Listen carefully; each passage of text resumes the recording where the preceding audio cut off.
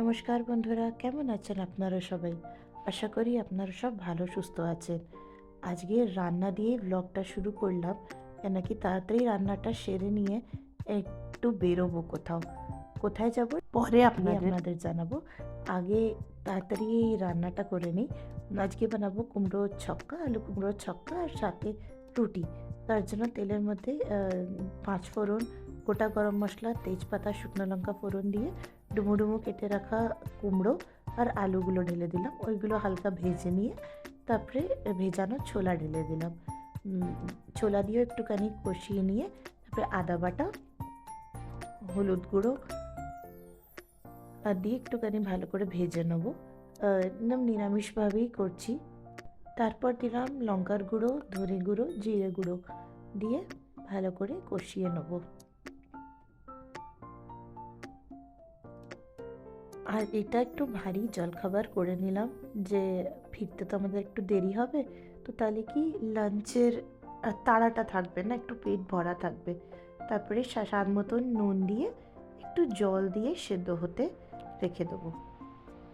সামান্য একটু চিনিও দিয়ে দিলাম, কেন আমার প্রত্যেকটা রান্না একটু চিনি না ঢাললে মনে হয় স্বাদটা প্রপার ব্যালেন্স হচ্ছে না, স্পেশালি নিরামিষ রান্নায়। আর রান্নাটা শেষ করলাম, যেই আলু কুমড়ো একটু 50% কুক হয়ে গেল, তারপরে আমি ভাজা মশলা গুঁড়ো দিয়ে ভালো করে নাড়িয়ে ঢাকা দিয়ে রেখে দিলাম সিদ্ধ হওয়ার জন্য। আর এইদিকে তাড়াতাড়ি হয়ে যাক বলে আকাশ আমাকে হেল্প করছে রুটি বানানোতে। আকাশ রুটিগুলো বেলছে আর এই যে আমি সেঁকে নিচ্ছি। তো তাহলে কি আমাদের 9টা অবধি পৌঁছতে আছে। এই যে রুটিগুলো অলমোস্ট হয়ে গেছে, আর 2-3টে মতন লেচি পড়ে সেগুলো ঝটাপট বানিয়ে নেবো। আর এই ছক্কাটাকে শেষ করলাম একটু ঘি দিয়ে। নিরামিষ রান্নায় ভাজা মশলার সাথে একটু ঘিয়ের স্বাদটা বেশ ভালোই লাগে। আর এবার তরকারিটা বেড়ে দিলাম, আকাশকে খাবার খেতে দিয়ে দেবো। এই যে তরকারি, রুটি, গরম গরম ঘি লাগা রুটি, তার সাথে স্যালাডে পেঁয়াজ, এই দিয়ে ভারী জলখাবার করে আমরা বেরিয়ে পড়লাম মুভি দেখার উদ্দেশ্যে। এটা আমাদের জীবনের, আমার আর আকাশ দুজনেরই জীবনের প্রথমবার মর্নিং শো দেখার একটা অভিজ্ঞতা। নাহলে আমরা সবসময় ইভিনিং নালে নাইট শোই দেখে এসেছি।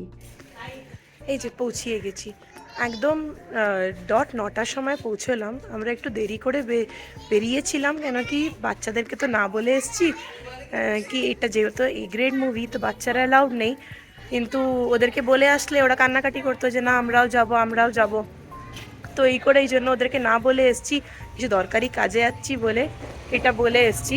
তো তাই বেরোনোর সময় মোবাইল দিয়ে দাও, ওই করো করে আমরাও যাব ওই করে কান্নাকাটি করতে লেগেছিল। তো ওই সব সেটেল করতে গিয়ে বেরোনোর সময় একটু লেট হয়ে গেল। তো যাই হোক একদম টাইম মতন পৌঁছিয়ে গেছি। এবার চলুন ভেতরে চলি। এই যে পৌঁছিয়ে গেছি, এটা আমাদের সব থেকে কাছাকাছি একটা ছোট মতন সিনেমা হল হচ্ছে।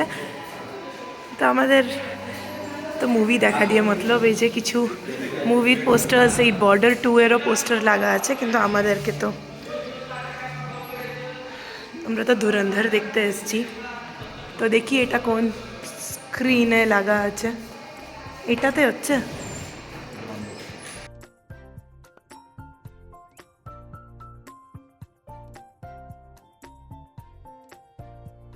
যাক বাবা, বাঁচা গেল। মুভিটা এখনো স্টার্ট হয়নি, আমরা ঠিক সময় মতনই এন্টার করে গেছি।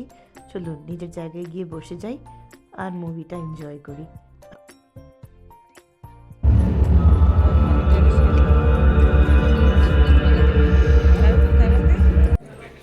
এখন ইন্টারমিশন হয়েছে, তো তাই একটু বাইরে একটু টুকটাক কিছু খাবারের জন্য নিতে এসেছি। আকাশ তাই লাইনে দাঁড়িয়ে, তো আনলাম যে আমি একটুখানি এখানে রোদ্দুরে একটুখানি এসে দাঁড়াই। তো মুভিটা রিয়েল স্টোরির ওপরে আধারিত হচ্ছে, আর খুবই ভালো মুভিটা। আর এইটার মধ্যে অফকোর্স একটা মুভি হচ্ছে, তো একটু তো চমক, একটু এন্টারটেইনমেন্ট হবেই, কিন্তু ওভারঅল মুভিটা ভীষণই ভালো। 3.5 ঘন্টার মুভি, কিন্তু এখন অবধি ইন্টারমিশন অবধি 1 সেকেন্ডের জন্য লাগেনি যে বোর হচ্ছি কোথাও। এত ভালোভাবে স্টোরিটাকে কানেক্ট করা হয়েছে, এত ভালোভাবে পিকচারাইজেশন হয়েছে। এমনি এই আদিত্য ধরের যে ডিরেকশনে মুভিটা, এর মুভি আগেও আর্টিকেল 361 দেখেছি, তো ভীষণ ভালো। ইউজুয়ালি পেট্রিয়টিজমের ওপরে মুভিজ বানায়, আর প্রত্যেকটা মুভি খুব ভালো থাকে। তো এটাও তেমনই ভীষণ ভালো। অনেক স্টার কাস্ট আছে, প্রত্যেকটা স্টার কাস্টেরই খুব ভালো অ্যাক্টিং, প্রচণ্ড ভালো। তো আপনাদেরকে নিশ্চয়ই একবার গিয়ে দেখা উচিত আপনাদের নিয়ার বাই সিনেমাজে। চলো এবার বাড়ি চলি। বইটা ভীষণই ভালো ছিল। ওইটার সেকেন্ড পার্ট এবার 19 মার্চে রিলিজ হবে, তো ওইটার জন্য ভীষণভাবে ওয়েট করছি। তো চলুন, বাচ্চারা একা আছে, রশনির সাথে আছে, তো চলুন এবার বাড়ি চলি। এটা টুইশন নিউ ডল, দেখাও দেখাও।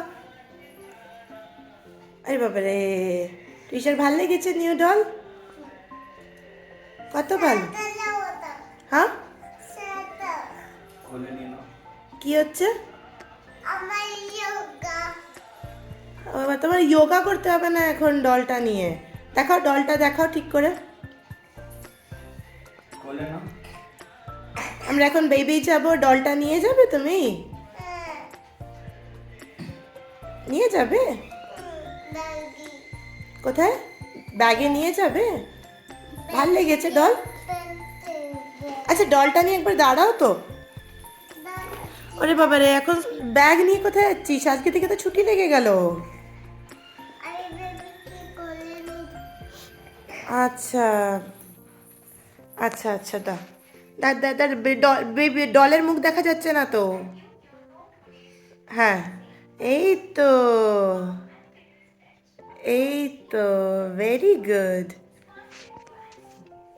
সন্ধেবেলায় চলে গেলাম আমরা বাড়ির কাছে একটা মোমোর দোকানে, যেখানে আকাশ নিল চিজ পনির মোমোস, যেহেতু ভেজ খায়।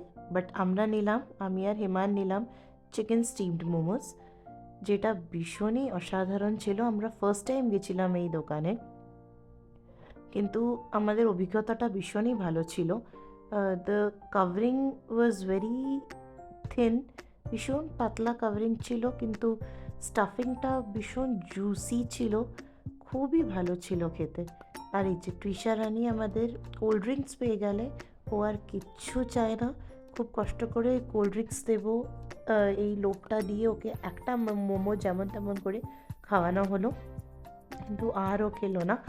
কিন্তু আমি আর হিমান আর আকাশ আমরা ভীষণ ভালোভাবে এনজয় করলাম মোমোসগুলোকে। সাথে মোমোজের সাথে দুটো ডিপসও দিয়েছিল, একটা তো মেয়ো, সাথে একটা রেড চাটনিও দিয়েছিল, যেটা ভীষণই ভালো ছিল খেতে। খুব স্পাইসিও ছিল না, কিন্তু খুবই টেস্টি ছিল। তো আমরা যেহেতু এই দোকানটা আমাদের বাড়ির কাছেই ছিল, আমরা এটাকে একটু আন্ডার এস্টিমেটই করেছিলাম, কিন্তু আমরা ভুল ছিলাম। ভীষণই ভালো টেস্টি এটা ছিল। এটার দোকানটার শুধু স্বাদই ভালো নয়, তার সাথে অ্যাম্বিয়েন্সটাও ভীষণ ভালো ছিল। দোকানটার সাইজ ছোট, কিন্তু অ্যাম্বিয়েন্স বলুন, চাই বসার সিটিং অ্যারেঞ্জমেন্ট বলুন, অনেক দিন পরে এই মোড়াগুলো যে দেখতে পাচ্ছেন, এই মোড়াগুলোতে বসলাম। হাই চেয়ার্সও পাতা ছিল, কিন্তু আমরা মোড়াতেই বসাটা প্রেফার করলাম। যাই হোক, খেয়ে দিয়ে তারপরে আমরা বাড়ির পথ ধরলাম। চলুন তাহলে আজকের ব্লগটা এখানেই শেষ করি। যদি আপনাদের আমার ব্লগটা ভালো লেগে থাকে তো একটা লাইক শেয়ার করবেন, আমার চ্যানেলটাকে সাবস্ক্রাইব করবেন, আর কমেন্ট করে জানাবেন কেমন লাগলো আপনাদের আমার ব্লগটা।